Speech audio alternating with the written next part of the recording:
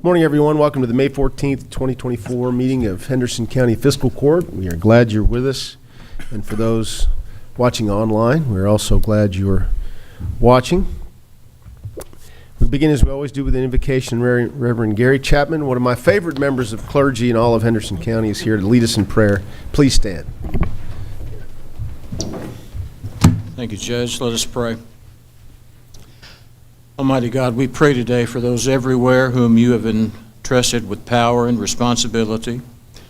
Grant them wisdom and insight, patience and dedication, integrity, open-mindedness, and humility, that each may be empowered to honor the trust you and we the people have placed in them. And now may these leaders of our own fair city's government wrestle with the challenges of this day, using the resources and expertise they have been given to serve you faithfully by serving their constituents well. In the name of the Father, Son, and Holy Spirit. Amen. Amen. Please join me in the Pledge of Allegiance. I pledge allegiance to the flag of the United States of America and to the republic for which it stands, one nation, under God, indivisible, with liberty and justice for all. Thank you, Reverend. Appreciate that. Mr. Clerk, please call the roll. Badger Southern. Here. Badger Tompkins. Here. Badger Putman. Here. Badger Starks. Here. Badger Berry. Here. Gentlemen, in your package you have the minutes of the April 9th regular fiscal court meeting and then the April 23rd and April 26th special called meetings. After a period of review, I'll entertain a motion to approve those sets of minutes. So moved. Second. We have a motion and a second. Any other clarifications, corrections, additions? Hearing none, all those in favor say aye. Aye. Any opposed? We have a fairly healthy agenda. A lot of guests today to brief us on some initiatives and potential initiatives, and we are always glad to see Carrie Gentry with us. She's going to give us an update on the STOP program. Carrie? Thank you for having me today. I brought some resources, and I'll hand those out here in just a minute as well. But I wanted to do an update, but then also I realized Nicole brought it to my attention that the money that you guys have so graciously given to us doing a combined effort with the city is coming to an end. I know it was like a two-year commitment, and so I wanted to give you an update, but then also present you with a new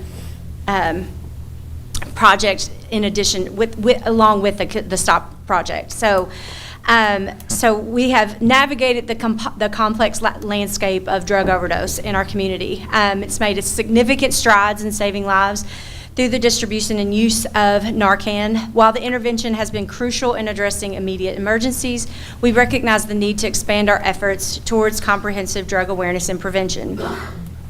We have been equipping individuals with Narcan, and it's been because the game changer in our world has been fentanyl, and it's what we're fighting against the overdose deaths. Lives have been saved and families have been spared the devastation of losing loved ones by being equipped with the Narcan. We've put emergency boxes throughout the county. We have one that gets quite a bit of use on the back of the clubhouse. We're stocking that almost daily at the clubhouse. But Narcan alone cannot solve the underlying issues of substance abuse. To truly make a difference, we must invest in drug awareness and prevention programs that address the root causes of addiction. Drug awareness initiatives can empower individuals with knowledge about the dangers of substance abuse, signs of addiction, and avenues for seeking help. By providing comprehensive education, we can empower our community members to make informed decisions and support those in need. Prevention efforts must begin at a young age, targeting our youth with education about the risk of drug abuse and strategies for making healthy choices. By instilling resilience and critical thinking skills, we can equip young people to resist peer pressure and avoid substance abuse. The NIDA, the National Institute of Drug Abuse, reports that substance use typically starts in adolescence, with nearly 50% of high school seniors having tried an illicit drug by the time they graduate. Early intervention programs through preventative programs can significantly reduce the likelihood of addiction later on in life. So drug prevention is a community-wide endeavor that requires the collaboration of schools, families, healthcare providers, law enforcement, and community organizations. Together, we can create a supportive environment that promotes drug-free living and provides resources for those struggling with addiction. Statistics specific to addiction among children ages 14 and under have been the NIDA. Substance use typically begins during adolescence, with some individuals starting as early as 12. Early initiative increases the risk of developing addiction later on in life.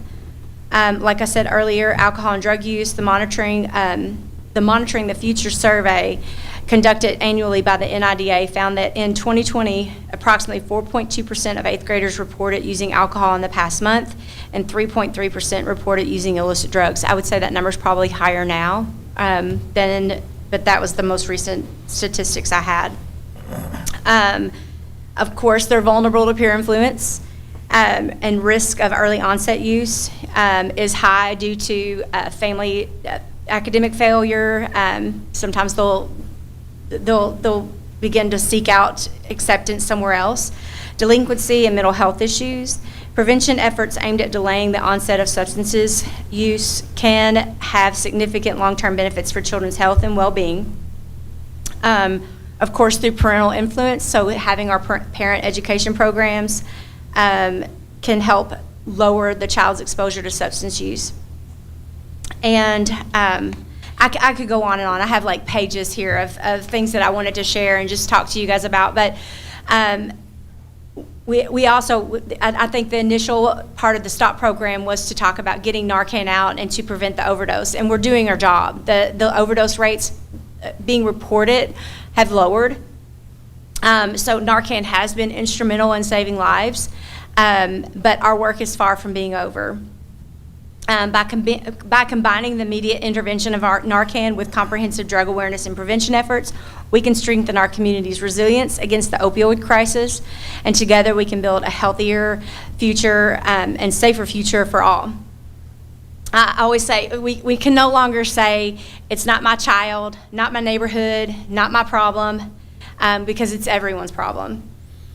Some activities that the STOP project has done in the past, we've presented to some local businesses, including Pittsburgh Tank and Tower. They were so graciously joined with us to create one of our commercials that's out on social media right now.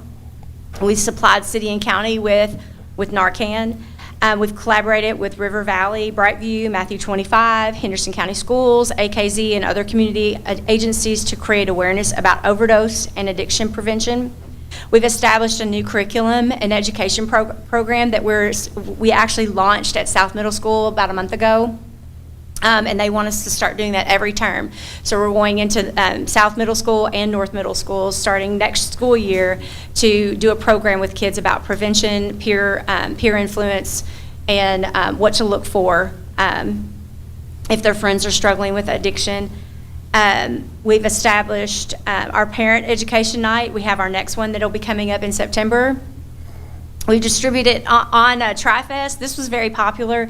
We distributed over 300 doses of Narcan. We created lanyards. We attached a Narcan dose, and people were seeking us out, trying to find where can we get these. And we ran out. We almost ran out the first day, and I was like, all right, let's save some for the second day. So we put some over for the next day, but we gave out over 300. We did a free Narcan giveaway at Brightview Resource Fair, created and launched 4 different STOP commercials, and then we do modules at Henderson County High School with the freshman classes. Some upcoming STOP events that we have scheduled are, this week is actually National Drug Prevention Week, so we're doing a social media campaign just to educate, put out information so that it's educating our community and anyone that's involved so they can share our posts. We have we're involved with the summer safety event with the Family Resource Centers on May 30th. We're meeting with the high school counselors to develop a program for all of the students on June the 5th that would incorporate mental health as well as drug prevention. We're presenting to the Lions Club June 11th, the Chamber Breakfast June the 12th. we're doing the Henderson County Ready Fest Narcan giveaway on July the 23rd. We have developed some modules to educate our teachers, so we're doing some teacher professional development all day at the high school on July 31st. We have International Overdose Awareness Day, which is coming up August 31st, and then our next Parent Education Night is September 18th. I know that's a lot. I've got copies here for you. I'll give you as well. But here's where the rubber meets the road, I guess. Our budget, our working budget, it is. I have it broken down into 3 different sections. So first is our personnel. So our program coordinator would be $60,000 a year. They're responsible for overseeing the program, coordinating activities, and liaisoning with the community partners. Our program materials and supplies, we have more than this, but we've actually created these community leave behind cards. So anyone that gets Narcan from us, or if we give them Narcan, we have these community resources. These are all local resources that people can seek out. For either inpatient care, outpatient care, after recovery, MAT programs, Narcan availability, sober living, and involuntary treatment options. We just recently helped a mom to help her son get Casey lawed, and so that's some of the resources that we have as well. So our outreach materials, educational materials, classroom supplies, for workshops and presentations, brochures, pamphlets, posters. We estimate it's about $5,000 a year. Our outreach and community engagement, so our events, our workshops, community events, school presentations, any marketing for those presentations like the lanyards with the Narcan, community resource cards, social media promotions, you name it. We estimate that takes about $5,000 a year. So our total annual budget for STOP project alone is $70,000. It is a rough estimate. WARM has absorbed a lot of the costs, like the fringe benefits, insurance, anything that's extra off of that, and they will continue to do so for the future. But I'm not really good at asking for money. I just kind of like, like I don't even ask my dad for it. So it's. But any and all help that the STOP program can receive from the fiscal court, as well as the city, how you guys have done it in the past, I'm not really sure, but would be greatly appreciated. And I'll give you guys the information I just read off. Just so, can you remind me, or if Steve, if you recall, or Kurt, when is the exact expiration date of our 2-year agreement? Can you recall? I don't know. I believe We have it to look was it up. maybe through the fiscal year. I'm not sure. Yeah, we'll double check that. However, when we first made the agreement, I'm not sure this court was in place.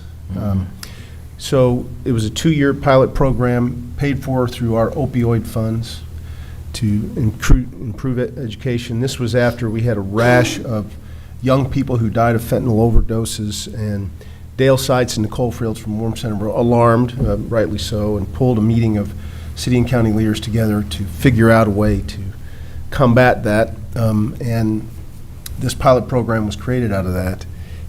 2 years we committed to see how it went. Obviously, STOP is active in the community. Carrie's been out there. You heard the lineup of activities.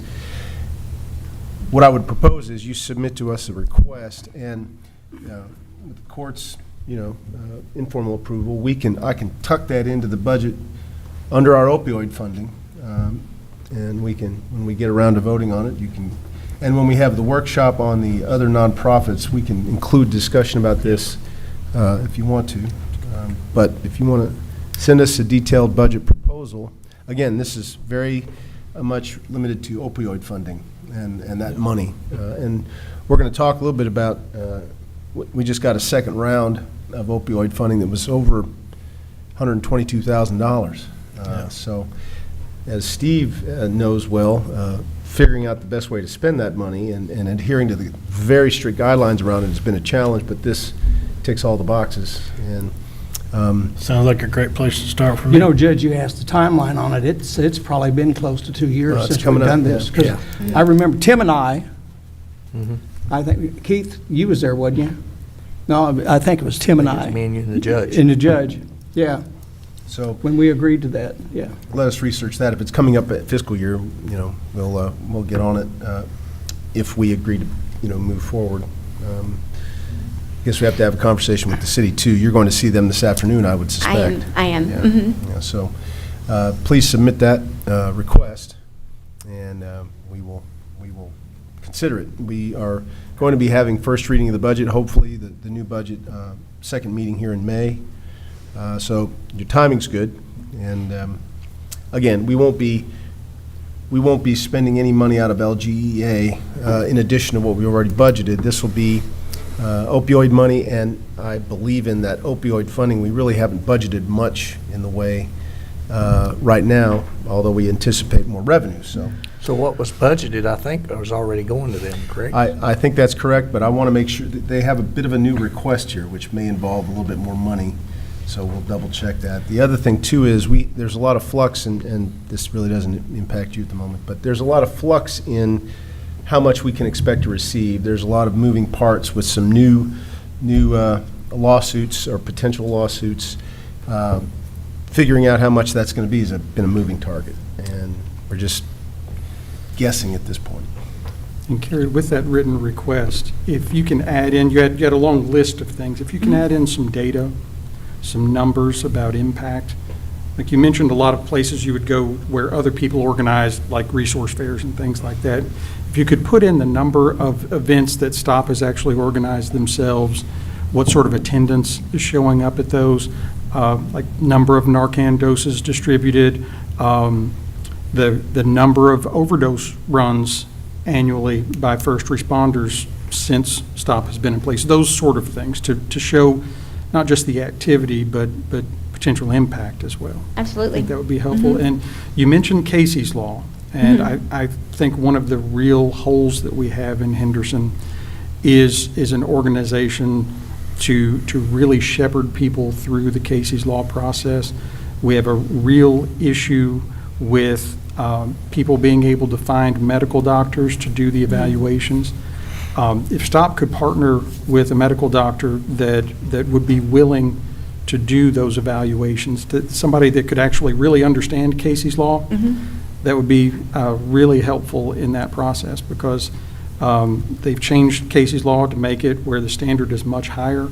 So when you have a doctor that doesn't really understand the process or something, it makes it almost impossible to do. So if there were there are a lot of communities that are blessed to have partnered with a doctor that's either in recovery themselves or has family members that are in recovery that are kind of willing to do that as service back to the community.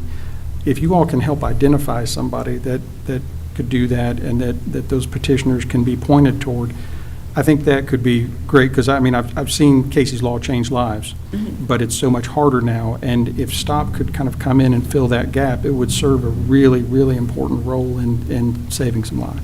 Now, correct me if I'm wrong, because Casey's Law, I knew that was one of the caveats that was really hard to find, was the doctor to get the diagnosis. But the other one was the family member, if they were unable to financially support the treatment out of Casey's Law. So if they Casey Lawed them, they would have to be responsible for their care. Am I wrong in saying that? So when you file a Casey's Law petition, you're saying you'll be financially responsible for the treatment, which I think the law's been in place since the mid-2000s, and for years nobody did it because that meant a blank check. But since places like the Warm Center, the Mark Center, the other Recovery Kentucky facilities around the state that are free or close to it, we've seen a real increase in that, and it's become much more useful. So yes, there is that chilling effect where somebody signs that petition, but if they're able to find a Recovery Kentucky placement, which Nicole at Warm has been very good at, even if they're full, getting someone to another Recovery Kentucky facility that is free or close to it, that really hasn't been something that has stopped Casey's Law necessarily. Prior to that, there was a chilling effect because people saw that on the petition and didn't want to sign it. But now really it's getting the medical doctor to be willing to do what is a somewhat odd thing in all of their practices. Sure. So if you all could partner with somebody there, or identify a doctor and kind of get them to where they're familiar with that law, and I'd be happy to help. Okay. But that's a real issue right now. And just being there to kind of support people as they go through that process, I think would be very valuable. It's definitely a fine line, especially with the mental health rise, and then you also have the substance use disorders that are just, they're coupled in there, so finding that dual diagnosis to find. Exactly. It's difficult, but I'm willing to seek it out. We need a lot more dual diagnosis facilities, mental health and Absolutely. drug addiction, because it's usually a chicken or the egg question. Would we be talking about another 2 years? Is there a sunset clause somewhere that we're talking about? We haven't talked about it yet. It would be at the court's pleasure. Okay. And again, I think communicating with the city on their But desire. I was going to say, Yeah. they, Any other questions? Good work, and thank you. Thank you, thank you. I'll leave these on the table over here for you all to, or anyone to take with them. Terrific. It's just information. Thank you, Karen. Thank you. thank you. Next, our airport director, Alan Bennett, is going to tell us about a new grant he's applying for. Well, this one, we've got it ready to come out for e-signatures. My request is simple. Today, we're asking you to authorize a judge to sign this grant on our behalf. I'm asking for no local match on this one. It's about $100,000. We plan to spend this paying off the last of the Big Rivers cost associated with the power line relocation in our newly created corridor. So Steve has had the draft of the grant for long enough to review it. Reviewed and approved as to form of legality. Motion to that effect? So moved. Second. Motion and a second to go get a free $100,000. It's not free, I know, really. Any other questions, Alan? Good All those in favor say aye. Aye. Thank you, Alan. Thanks, Alan. Thanks, Thank you, Alan. That is a record for Alan Bennett. Okay, something that might take a little bit more explanation is what the acronym EPAD, and Missy Vanderpool is going to talk to us about that, and she knows how much acronyms drive me up a wall, so even though I said EPAD, it is, help me understand, remind me what it stands for. It's an Energy Project Assessment District. Bingo. So you have a lot of information in your packet about this. We do not have the intention of voting on any of this right now. I asked Missy to come and explain what the EPAD program is and how it could benefit economic development efforts here. And, you know, barring any huge questions, we'll bring this back and talk a little bit more about passing it as a potential ordinance in the future. But for now, I thought Missy would brief us. So I'll do my best to keep it short, and this is new to me as well, so we're still learning a lot about this program. But back in 2015, there was some legislation passed to enable counties and/or cities to adopt an ordinance that would allow you to have an EPAD, energy, what did I say? Project Assessment. Energy Project Assessment District Program. Yeah, so allow you, and it goes along with PACE financing, and PACE is another acronym to do with energy financing. And so the energy financing would be for any projects, and this is all, the financing is done through private lender. It would be for projects such as new roofs, solar panels on roofs, new windows, water efficiency, any of those type of HVAC, which can be very large cost to a project. So this is for a commercial only, and it's for either a rebuild, rehab, or a completely new construction. And so, for instance, if there were a boutique hotel we were hoping to have in downtown Henderson, and the infrastructure cost on that, or the cost to rehab that's $10 million, the EPAD could be assessed at $2.5 million, 25% of the project. So they could use that financing for $2.5 million. It goes as an assessment, and that assessment can be financed up to 30 years. Typical financing for lighting projects or those types of projects are 5 to 7 years. So this draws that out for the project, kind of goes along with the life of the improvement. So the life of the roof is 30 years, the life of the windows, those things, you know, if it's a project that's a little less, the HVAC maybe 15 years, so then they will average that. But it goes into an assessment. Once a year, they make that payment to pay towards that. It helps them on their other lending that they need because it doesn't go against their borrowing capacity for commercial lending. So it's kind of a win-win for them. It also gives them a little bit longer time to amortize that amount. The judge and I kind of bumfungled a little bit about why this had to go through state legislation and why the counties have to adopt this ordinance. But you do. It can be done on the city level or the county level. As we learn about this, doing it at the county level means that we can do it anywhere within the county. So we wouldn't have to go to the city of Henderson, to the city of Roberts, for instance, if we wanted to do it in the city limits of Roberts. It would enable it for the entire county. We will be briefing the city commission on it as well. A couple of the projects that have already reached out to us that could potentially use this would be within the city limits, so we want them to be aware of that. It is a tax type assessment, would go on a tax like your tax bill. That's the part we're working out through of how that would be. They're in Lexington, the local PVA or Sheriff's Department, however they do it in Lexington, I'm not sure. They do the collection to repay the lender. There are organizations, law firms and organizations out there that handle that burden for you. There is no burden to the county except that collection piece if we adopt it that way. It's more of an assessment district. The only person in the county is the one that does the PACE financing. So it's not like a typical, like if you have a lighting district or something like that where everyone pays a certain amount towards that. It's per property owner if they elect to go that route. That is a very brief, what questions, and I know Steve Gold's got a lot, but. No, I was just going to explain, it's kind of, some of you may have heard of like tax increment financing districts, TIFs. That's a circle that's drawn or square that's drawn around a lot of facility, or a lot of properties. Like she's saying, this is just a spot basis. This would be one lot saying, yes, put more on my tax bill. That money from that special assessment on the tax bill is going to go toward retiring this debt they have with the lender. So we're kind of a flow through for that.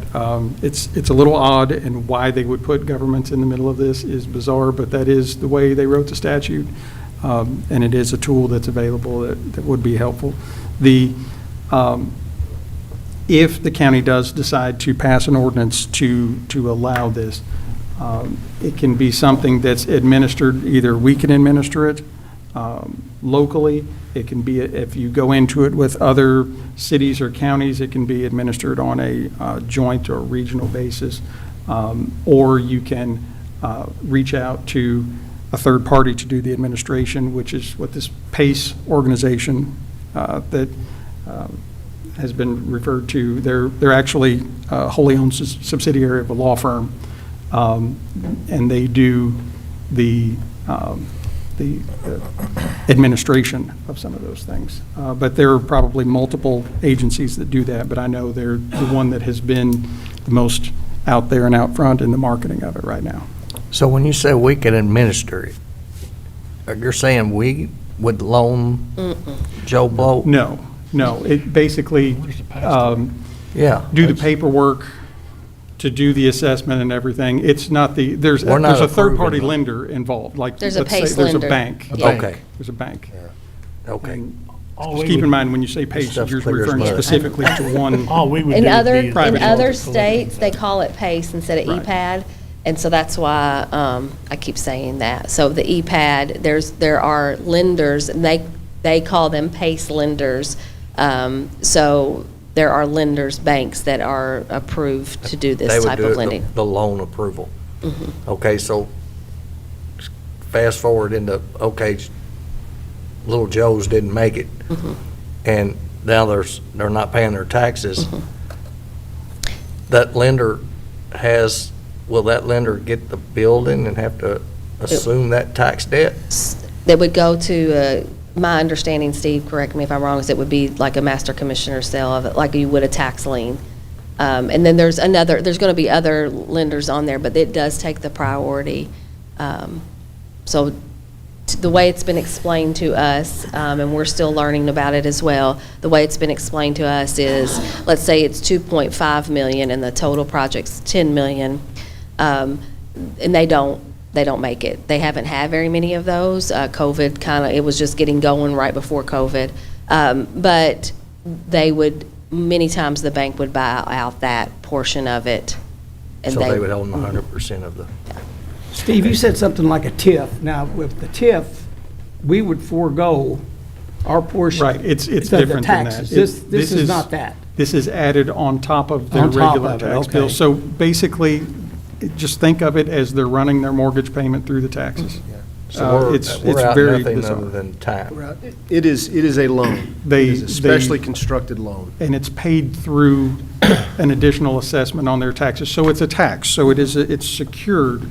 The mortgage lender is secured through that as being a priority lien against the property, but it's really a very odd Yeah. structure. But it's a useful tool, and I can see where it would be beneficial. It Yeah, it we've really got- doesn't touch us. It does not touch the county in any negative way financially. As Steve said, the way the initial KRS was written, for some reason, they wanted to make it look like kind of a tax, or appear on a tax bill and pay that way, but it does not touch us, other than we're kind of a flow-through entity or an approving entity. The benefit is, as Missy said, it's another tool to bring to the toolbox to help a developer who's going to be putting energy-efficient features into their project that makes them eligible for this money.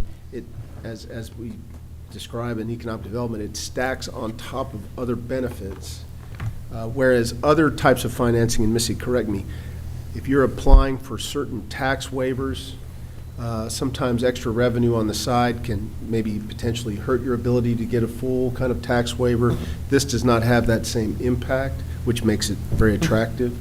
And other communities in Kentucky are using this now to help a project, point them in a direction to get cheap money, which is really what it is, paid over 30 years, as she mentioned. So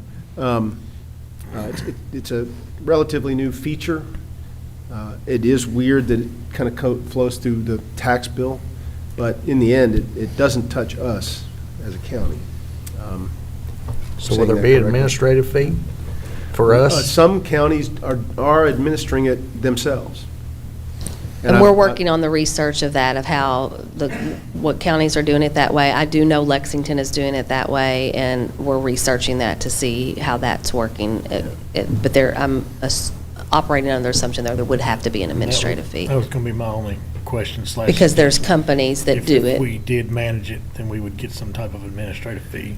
But we'd also have to build up our expertise in managing it. Is the only No, I agree. That's what I was saying. I hope we don't, but. Well, even do- even if we don't, we're having to collect it.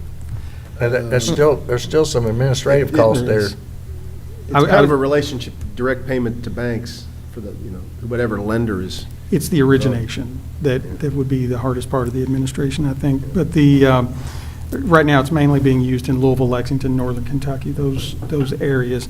And there's a mixture of the way it's being done. I said something to Missy and the judge about, I'm kind of surprised that GRAD hasn't gotten into the business of wanting to administer this, since they administer a lot of other grants and whatnot. But I have sent them some information about this. That does make sense. It makes total sense. It is I agree. being used a lot, Missy, for refurbishment, downtown refurbishments.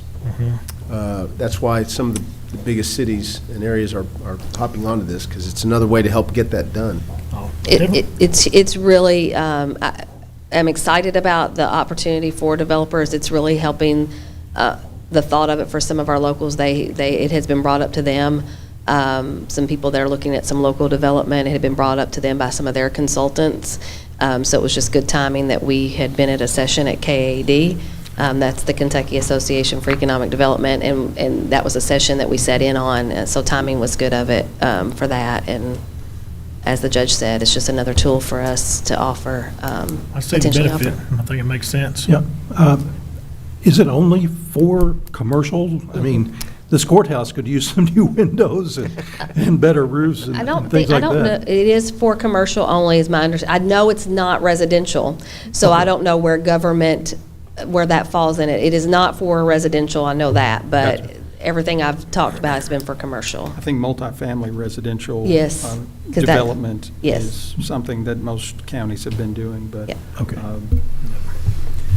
So let's leave it at this. You have a bunch of information in your packet. I would encourage you in the near future to review that, and we might have Missy come back again if some of this research about how other cities are handling the administration, whether they're going out to a third party, an ad district, or handling it themselves, a little bit more info about that. Yep.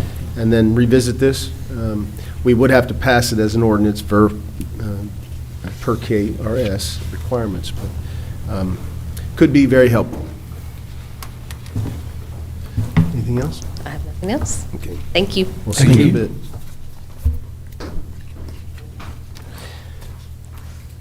I have an appointment to the Planning Commission. Just so you know, it's an appointment, doesn't require a fiscal court vote, but we have a seat on the Planning Commission currently occupied by Stacy Denton, who's done a very good job. Her term is coming up, and she has expressed the desire to be reappointed, continue to serve, and Brian Bishop assured me that she's doing a terrific job. And those of you who might know Stacy owns Blue Moon Stables and very active and involved in Healing Rains. And having somebody who is agriculture-based, who lives out in the county on the Planning Commission, I think is a good move. So I'm going to reappoint her, and I think she's represented the county's interests well. On one thing we do have to get court approval on is Board of Assessment Appeals.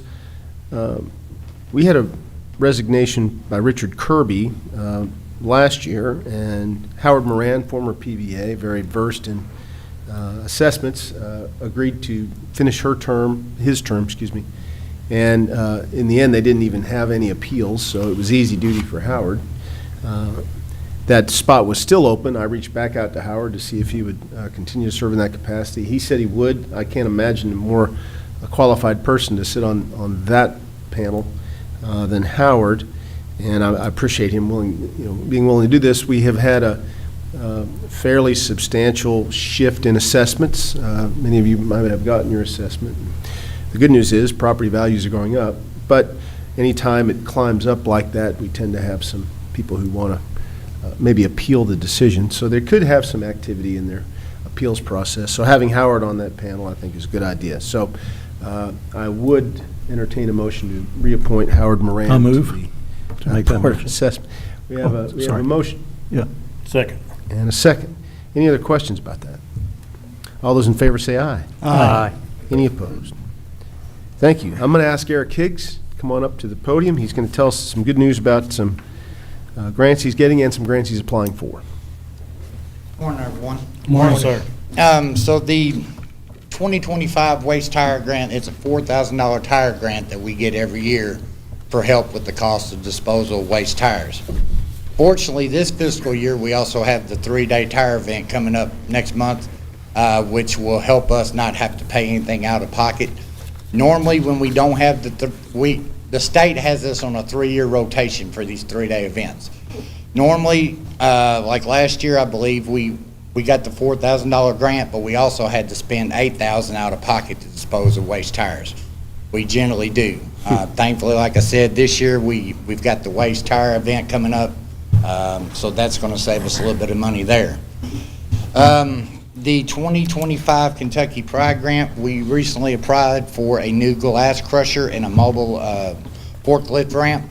The glass crusher was $31,000. The mobile loading dock was $33,645, and then electric to hook up the new glass crusher was $1,075 for a total of $65,720. Just recently got an email this morning that we did get approved for that. And just an update on the 2024 Kentucky Pride, which we were receiving the trailers next week, so within the next couple of weeks, we'll be able to get that paid for and get that grant closed out. Excellent. So none of these are requiring local cash match or handing the matches in other ways, right? Well, the Kentucky Pride Grant, our labor basically is our match. So, yeah, we don't have to spend anything out of pocket there. The Kentucky Pride Grant, which you just got approved for, has a agreement for me to sign with fiscal court approval to get our award, and good job getting that done, Eric. Yep. So Thanks, Eric. Yes. Yep. So first of all, can we get a So moved. motion to go after the waste tire grant? Second. We have a motion and a second. All those in favor say aye. Aye. Any opposed? And can I get a motion to go ahead and execute the So moved. Kentucky Pride Grant? We have a motion and a second. Feel like an auctioneer? Hey, you can. Can I ask, when you guys make the motions, that we include in the statement that all documents pertaining to this grant? Yeah, makes it Because a lot of times, we're approving him to sign this grant, but then something else come in, and it has to come back to court. So, Unless Uh, we, Makes I move sense. that he is allowed to sign all documents thank you. that containing to this grant. motion and a second. All those in favor say aye. Aye. Any opposed? Any other thing we need to take care of there? Thank you. Excellent, thank you. Thank you, sir. Thank you, Eric.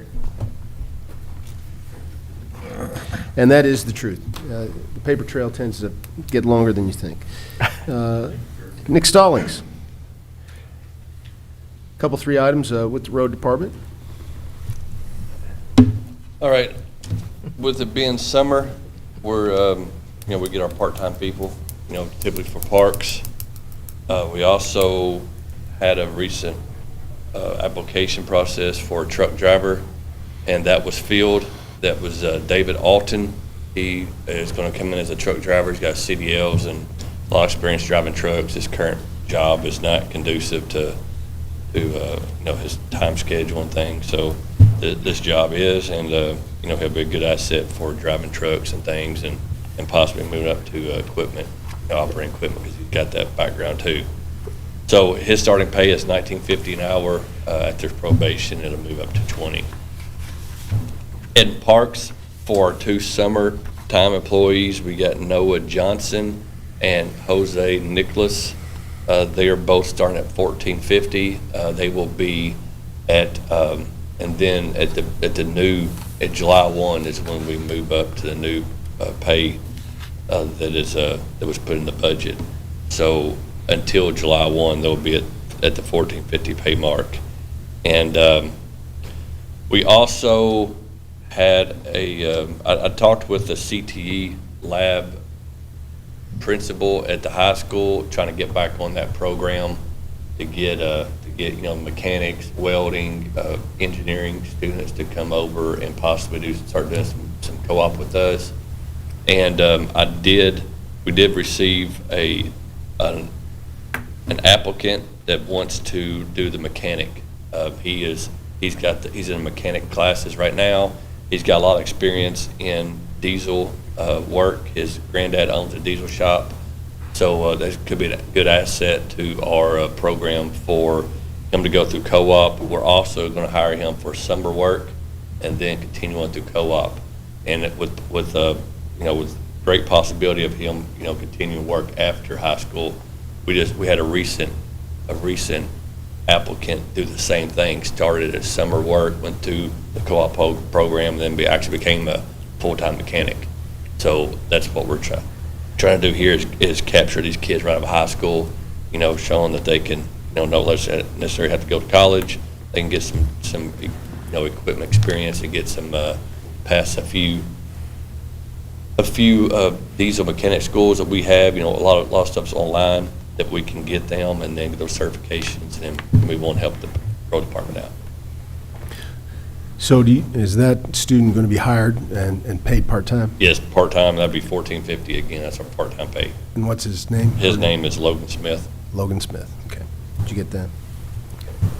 So we need court approval to make those hires. So moved. Second. We have a motion and a second. Any other questions on these?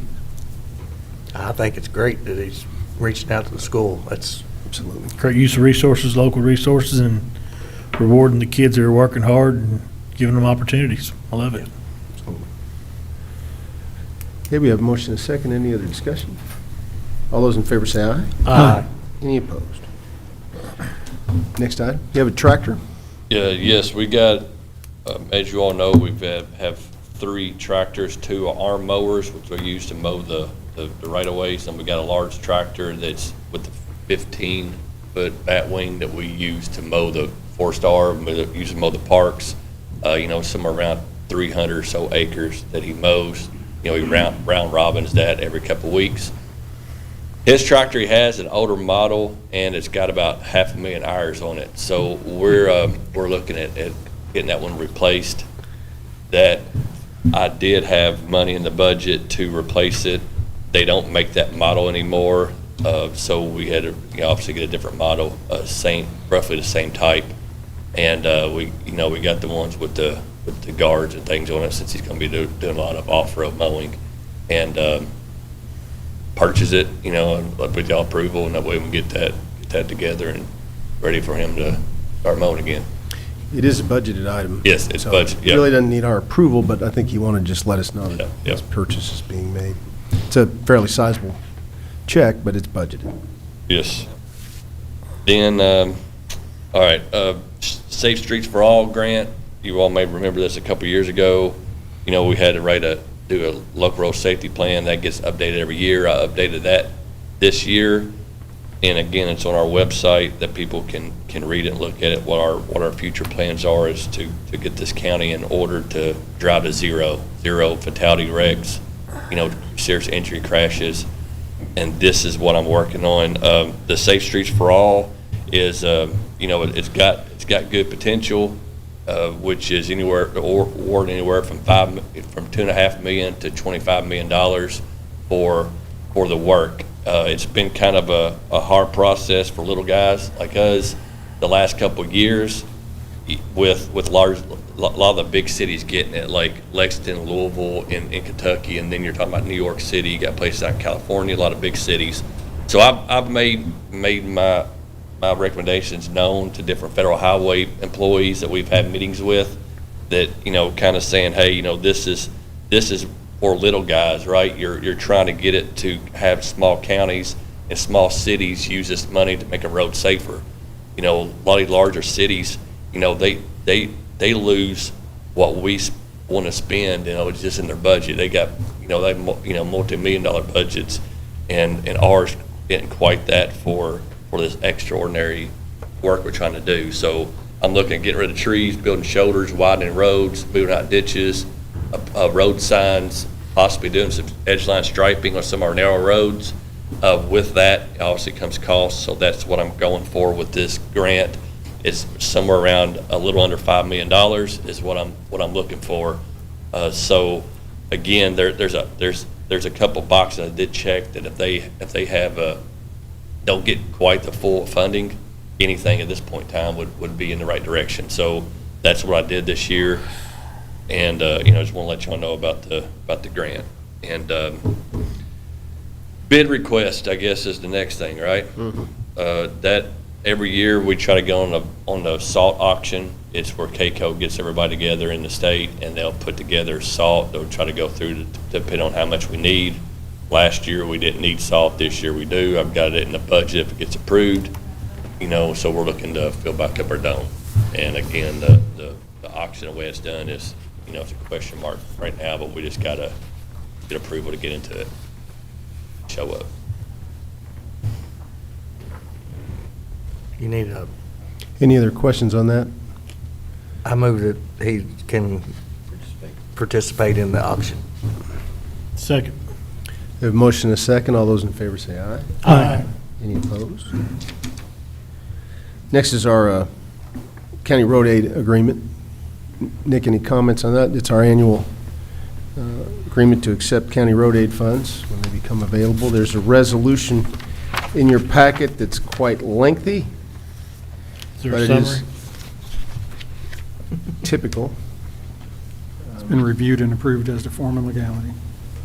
Actually, the agreement's lengthy, the resolution is not, so I'll have, if you don't mind, I'll have clerk read the resolution.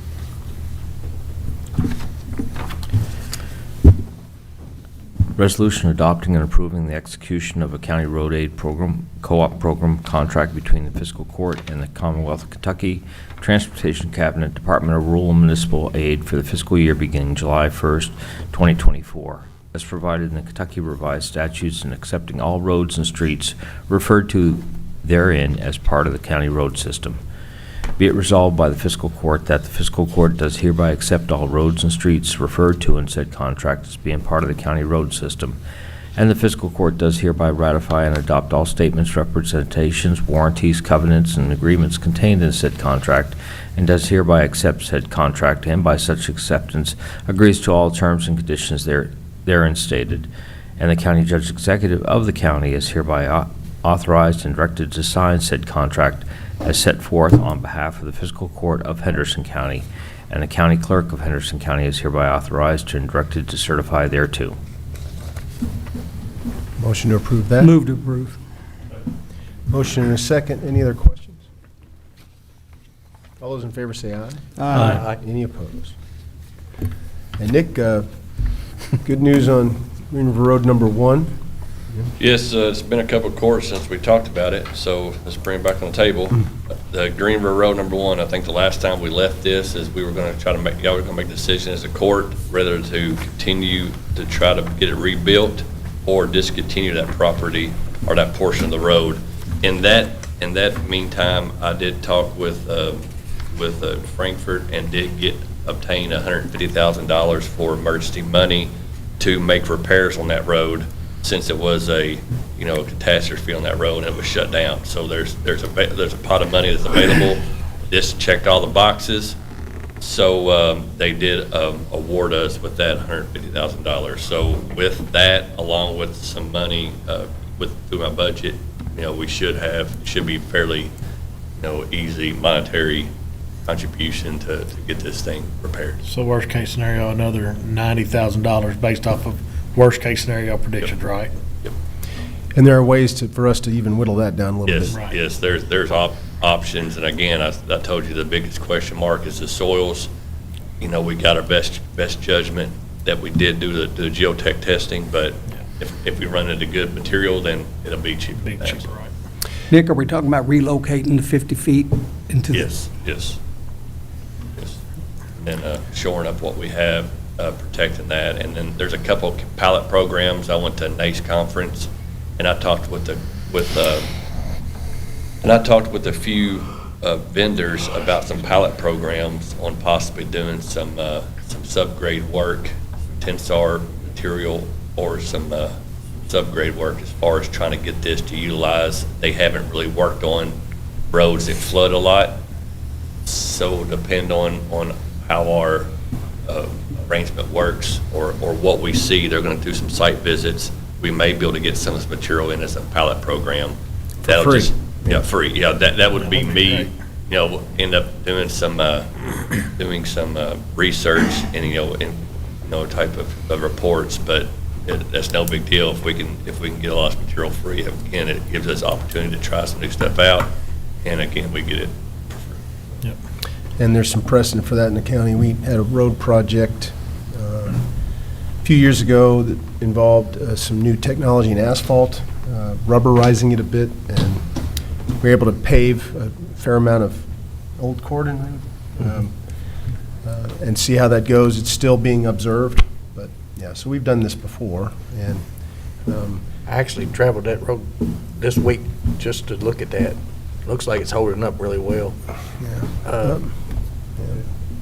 something to think about in the That being future. said, I was wanting to ask you, if we used that rubberized on that over concrete, you think that would have more flexibility, or you think it would still be a bad? That's the theoretical, the theory behind them, is the asphalt flexible pavement, but it does have a brittle factor. If you add in rubberized, that should obviously reduce the brittleness of the material.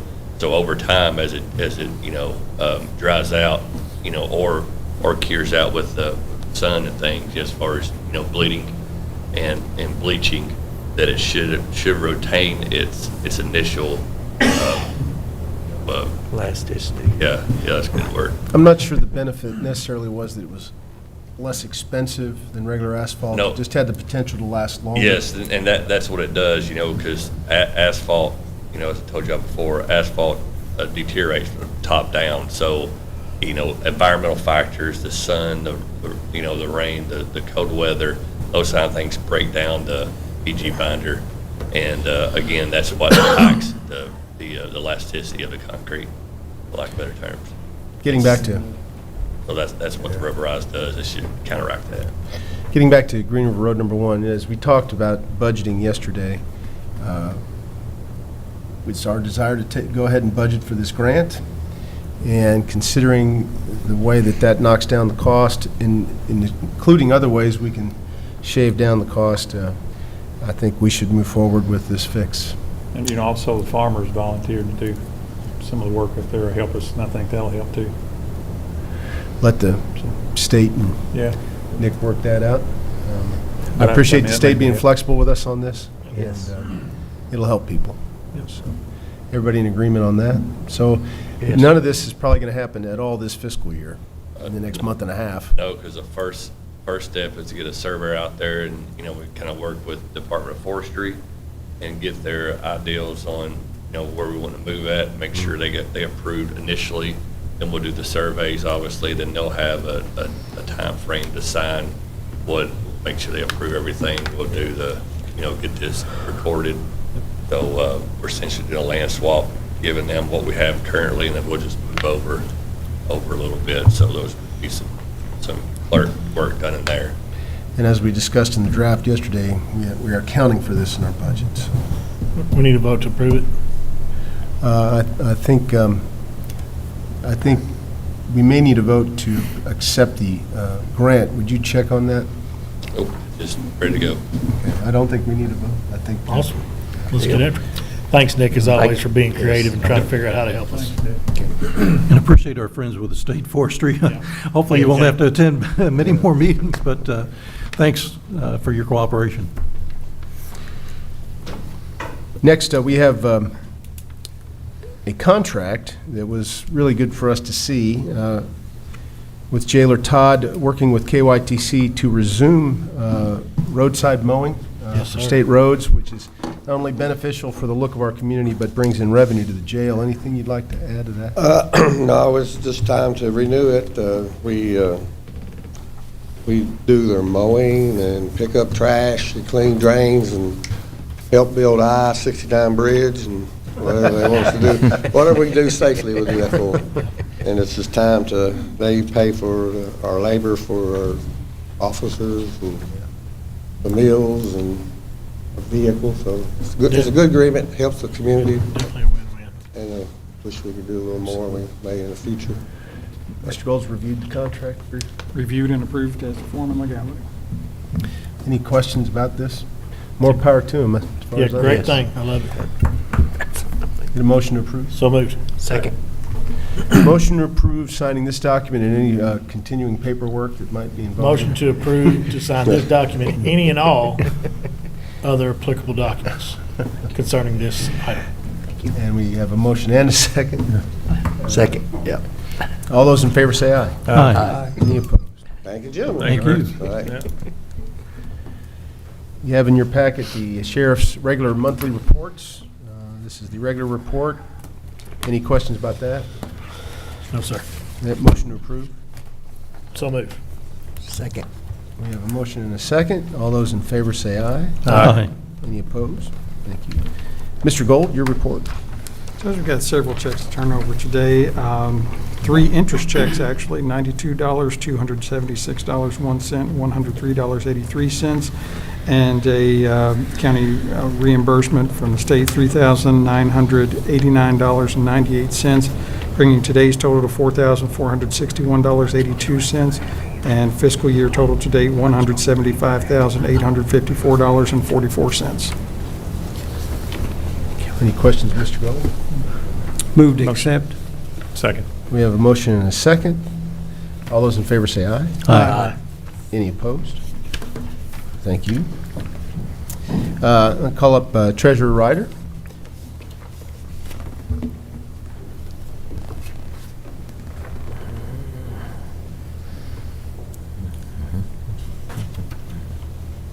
You have received the fund transfers. These are as presented, and they are redistributing appropriations within the current fiscal year's budget, which becomes more and more necessary as we get towards June 30th. Also, there is one cash transfer transferring from the general fund to the opioid settlement fund $155,868.29. This is transferring 7 wire transfers of April 2024 to the correct fund.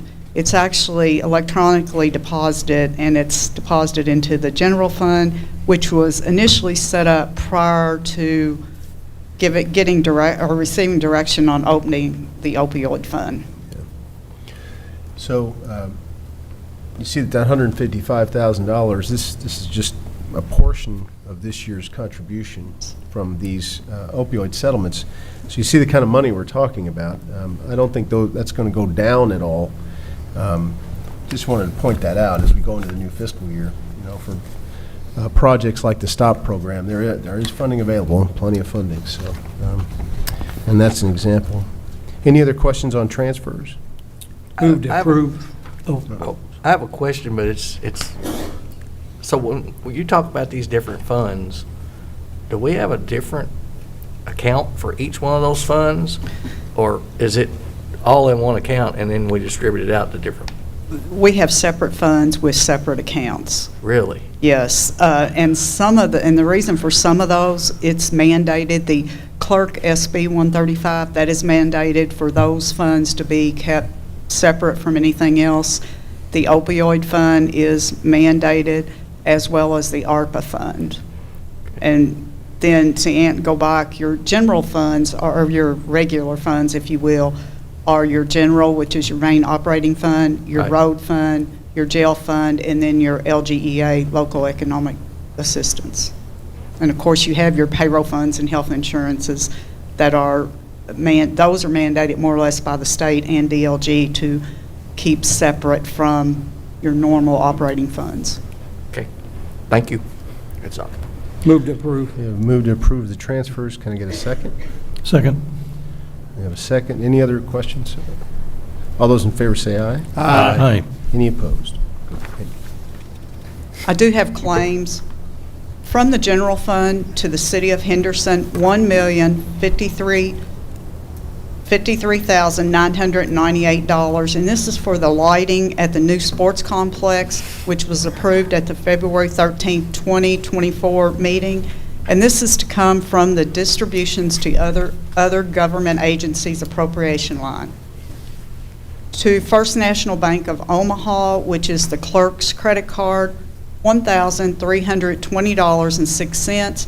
The majority of this is to come from clerk's office supplies and clerk's training and conferences appropriation lines.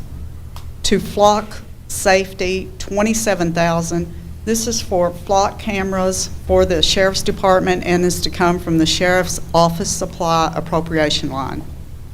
To Harp Enterprises, $47,603.97. This is for election materials and supplies and is to come from that appropriation line. This is the invoice that was involved in the cybersecurity that started back last fall and ended February, March of this year. To Brent Jacobs in the amount of $1,406. This is for 3 cameras in the courthouse, 2 on the first floor and 1 on the third floor, and it's to come from IT services appropriation line. Kentucky State Treasurer, $2,226.25. This is for the state auditor's review of the fiscal year 2023 fiscal court audit and is to come from the auditing appropriation line. To Lowe's in the amount of $1,736.42. This is for miscellaneous supplies and is to come from the renewals, repairs, courthouse appropriation line. To Motorola Solutions, $3,042.75. This is for sheriff radio equipment and is to come from the sheriff office supplies appropriation line. From the road fund to Dell Marketing LP, $4,014.20. This is for 1 computer for the recycling department and is to come from the recycling office supplies. and then 4 computers for the road department, and that's to come from the road office supplies appropriation line. From the jail fund, advanced document solutions, $921.41. This is for the copier lease and is to come from the data processing equipment appropriation line.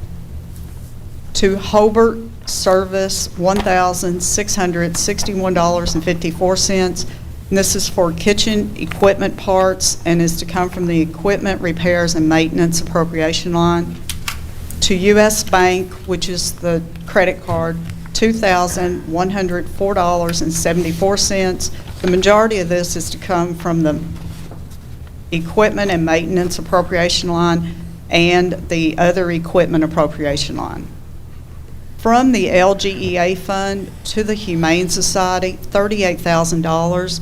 This is for the 2019 Ram truck to be used by the Occupational Tax Department, and this was approved at the April 26, 2024 meeting. One clarification on that. We're paying for the new truck that's going to be used by animal control. They're donating a small truck back Yes. for us to use for occupational tax administrator. Sorry. Is that it, Brenda? That's it. I messed I up would- on the last one. I'd move we pay the claims. Motion and a second. Any other questions? All those in favor say aye. Aye. Any opposed? One also point on the animal control. I think it was Master Tompkins' suggestion, we requested that the city consider paying for the entire cost of the new dog box, as they call it, that will go in the back of the new truck. And having talked with Buzzy Newman, he suggested that that's what they would do. It has to be voted on this afternoon, of course, but Great. as you know, they did not remunerate the Animal Control Office over the first couple months of this fiscal year because of disagreements about whether the Animal Control Department was being handled according to their contract. So they had some money set back that was never paid, and they intended to dip into that amount to cover this new dog box. And they also, Buzzy also said he intended to ask the city to cover the cost of their audit, the entire cost of their audit. So Awesome. they'll vote on that this afternoon. Hopefully that pulls through. But we buy the truck, they buy the dog box. We get the small truck for our uses, and we move on. Hopefully that's the way it works out. Thank you, Brenda. Thank you, Brenda. Anybody here in the audience would like to speak for good of the county? I do have a couple items to bring up. Number one, the Riverport is going to be coming to us second meeting in May to ask for an adjustment in the ordinance that created the Riverport back in 1970, limiting their board appointments to those who live in Henderson County. The Riverport is a fairly specialized operation and takes some board members who have fair amount of savvy in business dealings and Riverport operations. I've had a hard time filling that, and because it really is a regional business entity serving multiple counties, Ben Weithman from the Riverport's going to come to us and ask us if we would allow people from outside Henderson County to sit on that board. You can mull that over. It would take the altering of an ordinance, so we would have to change the ordinance and have two readings like a normal ordinance. At this point, that's what we understand. But I asked him to come and speak to us next meeting, and if you agree with his assessment of the situation, then we can, later in that meeting, have first reading of an ordinance. Just FYI, heads up. Any questions about that? I They didn't looking commit for to a anything. certain expertise or something Yeah. that might be Yeah. an outlier? They're concerned about that, yeah. How many board members they had? 6 or 7? Yeah. That's it. So just heads up. Also, after several months of wrestling with the draft of a battery energy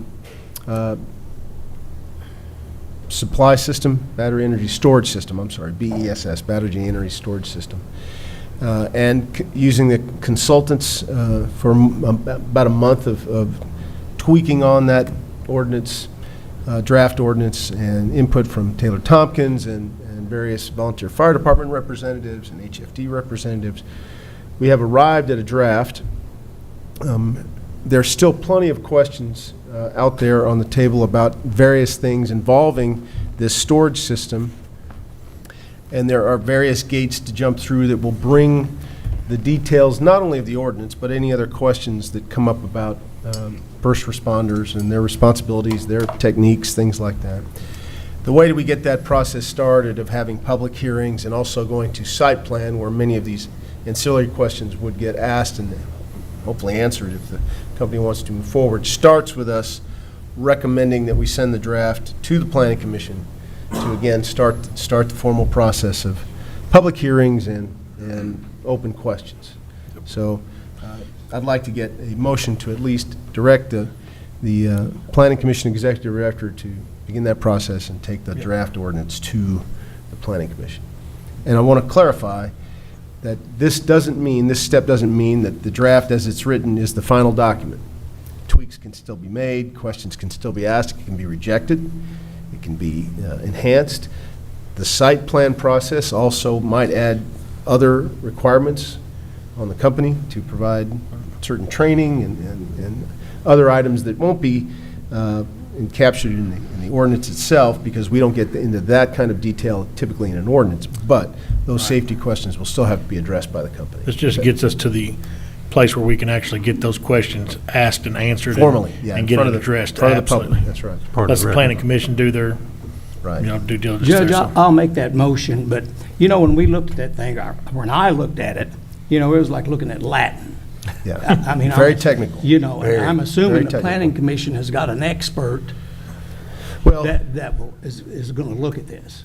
I encouraged, in meeting with Brian Bishop, I encouraged him, and I think this is the Planning Commission's thought, is to bring in not only perhaps the consultants we used to help address the technical issues, but any other expert that might lend it to explaining it better to the Planning Commission. And it is very technical. We didn't know what we didn't know, which is why using the consultants was, I think, very important. And they had a tremendous impact on the ultimate language of this draft ordinance, for sure. And so, yeah, I would think that would be a good thing to do. Well, I make that motion that we pass it. I'll second. Or pass it Motion to is the second. planning commission. Any other discussion? Any other questions? So with what Butch was asking, with it being as technical as it is, and so many unknowns there, if we do reach out, the cost, are we going to incur the cost, or will the planning commission for people to come and advise or help with that? I don't know the answer to that question. I don't know how much they would charge. We can find that out. In my mind, it doesn't matter. We'll figure that out, because in the end, we want to have the best. Exactly. I don't want to. I don't Well, and I want think- to say I wish we would have. Right. Right. So if it costs money and the commission does decide to bring in those folks to help testify and provide background, whatever it So, takes. yeah, and I think the big point that was kind of misunderstood, at least by me anyway, was that until we have some sort of an ordinance, the first draft or whatever it was, they didn't really fully know what type of technology they were going to go with or want to install, so they couldn't really provide any answers or direction on what they were going to, use, how we would, deal with it if a thermal runaway, things like that. And this is such a brand-new technology for as far as the battery storage and how they're doing it. There's a lot of, it's not just us, we're not just the only ones that don't know this. That's why we have these subject matter experts and things like that. So this just gets us to the point to where I think we can ask a lot of questions, and I know that the planning commission's still, going to be highly engaged in working with us to help get the right answers. Yeah. We just need to get to that point. And I think the direction for the planning commission to take it up helps give the company some confidence that there's an end in sight, so they can go ahead and commit on the technology they'd like to get. It's a $200 million spend. So before they pulled that trigger, they wanted some certainty that the process was starting, formally. So this may help them go ahead and explain what technology they are going to use. Yeah. Any other questions? So I'll have a motion to encourage the planning commission to take this up, take up the new draft. All those in favor say aye. Aye. Any opposed? Thank you. Any other magistrates have anything for good of the county? I'll just throw it out there, just willy-nilly, because All's good we're in the about to go fourth, into Judge. executive session. Huh? All's good in the fourth. I'll just make a quick mention that early voting will get started later this week. Primary day is next Tuesday. Please go vote. We spend a lot of money on elections with materials and machines, and I also want to say a big thanks to all of our poll workers, the hours that they put in. I know we kind of stepped up their pay just a little bit, but again, we can't thank them enough for doing that. And I just, because we have it here in our transfers, I was going to ask Steve about are there any buckets in your office today with all this rain coming down, or is the roof project working so far? As of when I came up here, there was not leaking. Good. That's good news.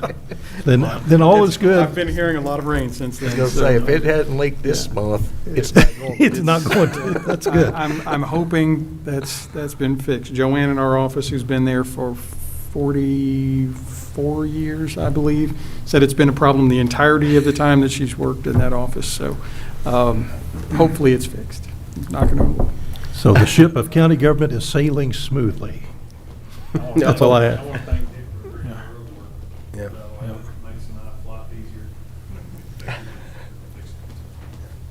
And just want to say, speaking of the rain, be aware of, creates a lot of headwater and things like that. And while Nick and his crew do a really great job of keeping our ditches flowing and clean, you know, we get this much rain this quickly, you're going to have it flow over and across roads and things like that. So just be aware, be safe, be patient with us as we clean those messes up. Anybody else? Okay, with that, I'm going to make a motion to go into executive session. I'm going to recite the KRS. I just folded up all of my... I move we go into executive session KRS 618101G. Thank you, Magistrate Souther. I appreciate that. We have a motion. Do we have a second? We have a motion and a second. We anticipate no votes coming out of this executive session. So feel free to head out. We'll just come back out of executive session to adjourn the meeting. So thank you very much, and we will go into all in favor of going into executive session? Aye. Aye.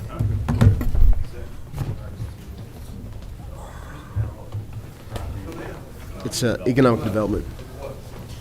Here you go. Here's the... Stop.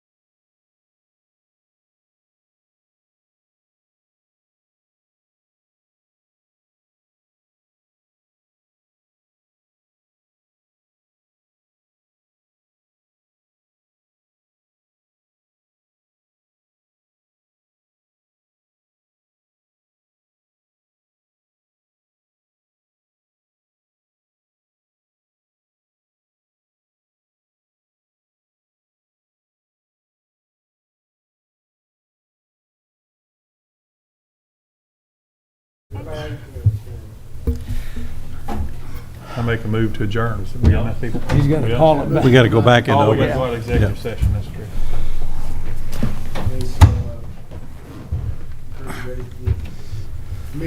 Entertain a motion to come out of executive session. So moved. Second. Motion and second, all those in favor say aye. Aye. Need a motion to adjourn. So move. Second. Motion and second, all those in favor say aye. Aye. Thank you, guys. Thank you.